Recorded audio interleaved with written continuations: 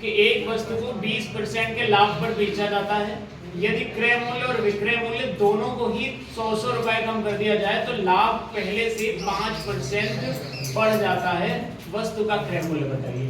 ध्यान से सुनिए कैसे लगाएंगे। देखो कह रहा है कि पहले 20% के लाभ पर बेचा जाता है, तो 20% के अगर लाभ पर बेचा जाता है तो मान लेते हैं 100 रुपए की वस्तु 20% के लाभ पर यानी 120 की बेची जा रही है। तो 0 से 0 काट लो, 2 पंचे 10, 2 छाक 12, यानी हम ये कह सकते हैं कि अगर क्रय मूल्य 5 है, अगर क्रय मूल्य कितना है 5 है, तो विक्रय मूल्य कितना रहा होगा 6। विक्रय मूल्य 6 रहा होगा, ठीक है, विक्रय मूल्य 6 रहा होगा।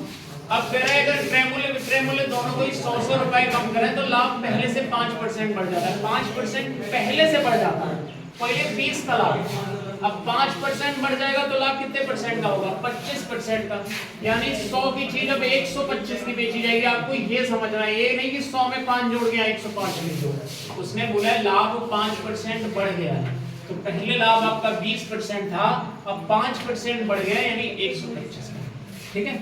तो इसको काट लोगे 25 चौको 25 पंचे 125, 4:5 आ गया। अब कह रहे हैं इसको भी 100 रुपए कम किया है, इसको भी 100 रुपए कम किया है। देखो इसको भी 100 रुपए कम किया, इसको भी 100 रुपए, इधर विक्रय मूल्य को भी कम किया और विक्रय मूल्य को भी 100 रुपए कम किया। ध्यान से सुनिए, इधर तो आपको हमेशा अंतर ही ले रहा है, 5 का 5 में गुणा और 6 का 4 में गुणा। अभी बताएंगे कि ये कहां से निकला है मेथड, हर क्यों का जवाब। 5 का 5 में गुणा 25, 6 का 4 में गुणा 24, अंतर 1 का। यहाँ तो आपको हमेशा अंतर ही लेना है, ठीक।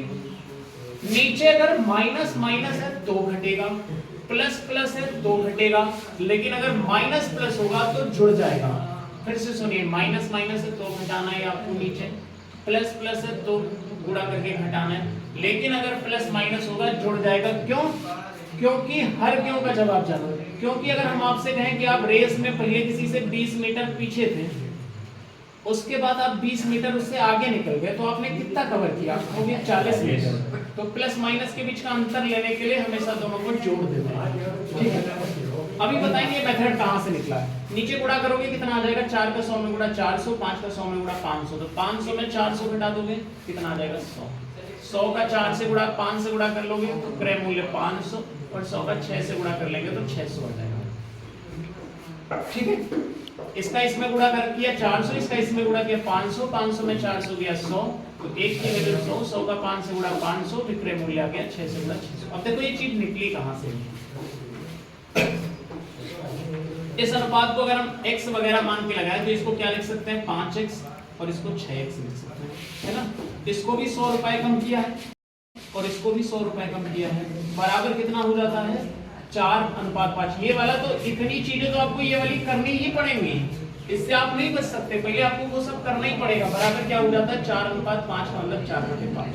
अब आप क्रॉस मल्टीपल करना, तो इसी मेथड का शॉर्ट फॉर्म होता है ये वाला, कि हमें ये सब x वगैरह ना लिखना पड़े, तो इसी का शॉर्ट फॉर्म है, यानी ये वाली चीज यहीं से निकाल के रखी गई है।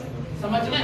हर क्यों का जवाब जानो। 5 का 5 से गुणा करेंगे 25x माइनस 500 बराबर 4 छाम 24x माइनस 400।